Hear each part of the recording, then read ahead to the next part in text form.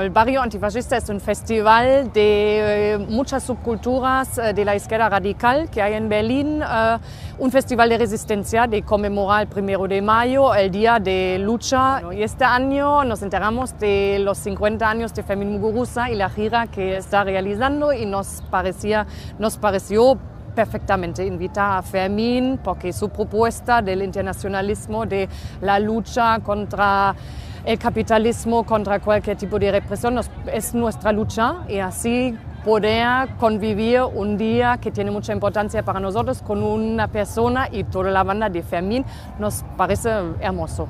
De los 50 años de Fermín Muguruza y la gira que está realizando y nos pareció perfecto.